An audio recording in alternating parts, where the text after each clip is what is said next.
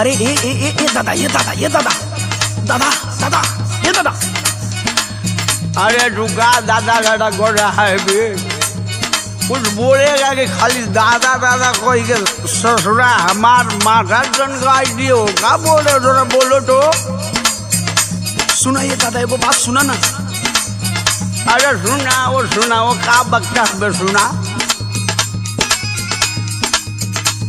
बनाओ तनी खैनी सुन बुढ़ऊ दादा हो बनाओ तनी खैनी।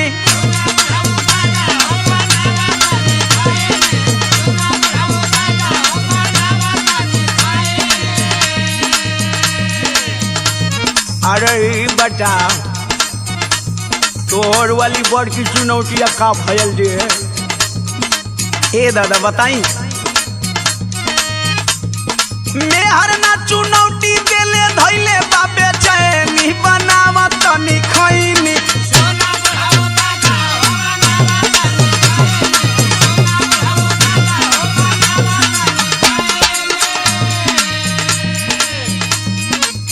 यहाँ का अर्थ हुआ हो? कुछ नहीं दादा ले खाली हाल चाल करे नहीं दादा ढेर दिन पर भेटा आए ना कुछ नहीं कर। तू हाल चाल करत हुआ? हाँ भूलवावत हुआ हमके का तो के नशा करे से मना कैले रहनी है ना। ए दादा सुना फलाना वो इ नशा ना करो ना खाली हमसे हाल चाल करो ना। तू चुप रहा बुढ़ऊ बोला मत।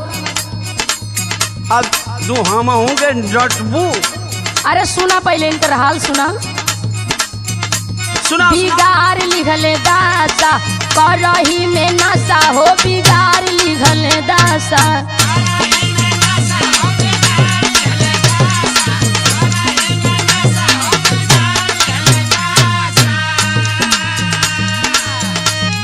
हीरो जैसन लागत रहला हो गईला बतासा बिगाड़ लिहल दासा।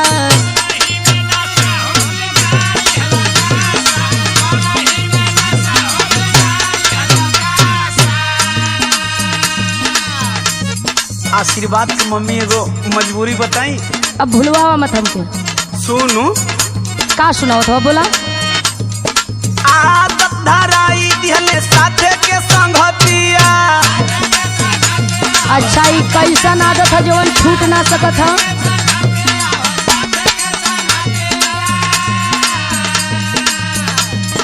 का कहीं रानी अब छूटे ना आदतिया।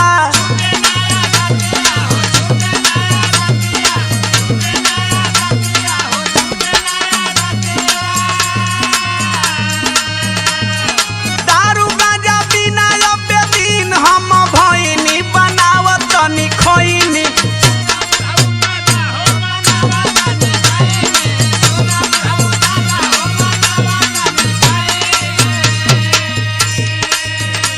सुनो हाँ बोलो।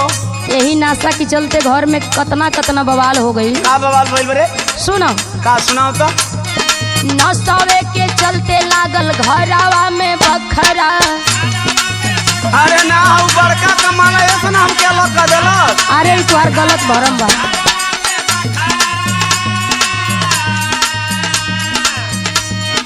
पी के पड़ोस में करावे ला तू झगड़ा। अरे हाँ और सौरम खूब झगड़ा होना हो।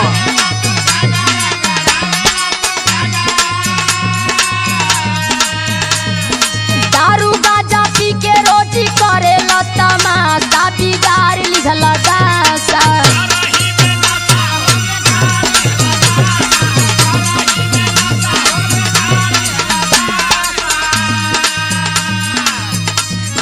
एगो बात कही। बोला। देख तू सही कहत अली लेकिन आज भरे को हमार बात मान ले। कौन बात तहर मानी हो? सुनो सुनावा। आज भर खाए दरानी खाके कहीं क्रिया।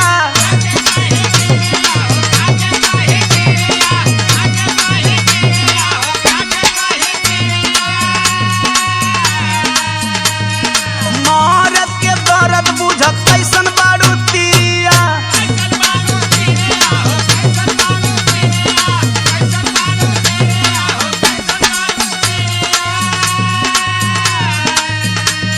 तो के खूब हम बढ़िया से जाना तनी। का तू का हुआ या का करेला? अरे सुन भरोसा कर। अरे कतनी बार भरोसा कैले बानी। दे सुन अब ऐसे ना मन भी तो हम तोके बताव तनी। बतावा। हाथावा दीवनवा तोहरा माथावा पे धइनी बनावा तनी खइनी।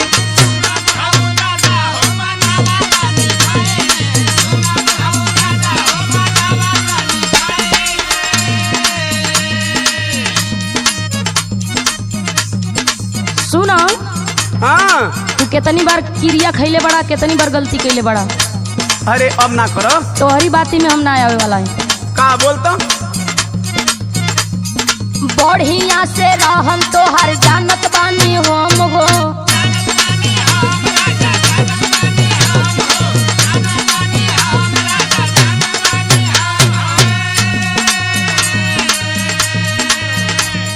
रोजो रोजो खाला तू क्रिया कसम हो।